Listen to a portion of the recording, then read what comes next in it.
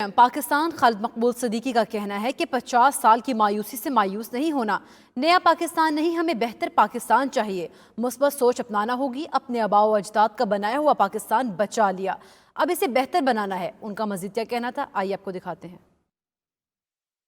50 سال آپ کو ایک منصوبہ بندی کے تحت پیچھے رکھنے، کیونکہ آپ سے خوفزدہ تھے لوگ، آپ کو پیچھے رکھنے کے لیے کوٹا سسٹم سے لے کر اور بیوروکریسی سے نکالنے کا عمل تک اس 50 سال کے بعد نتیجہ یہ نکلا ہے کہ لوگ پوچھتے ہیں کہ 70 کا پاکستان اچھا تھا یا 70 کے بعد کا پاکستان۔ جب آپ سے یہ چیز چھین لے گئی تو خود اب پاکستان راستہ تلاش کرتا پھر رہا ہے۔ آج پاکستان کو یہ بتا دیا گیا ہے کہ اگر پاکستان کو ترقی کرنی ہے،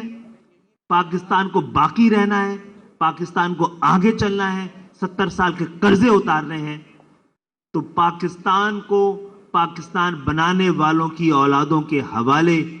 کیے جانے کے علاوہ کوئی دوسرا راستہ نہیں ہے۔ دوسری جانب گورنر پنجاب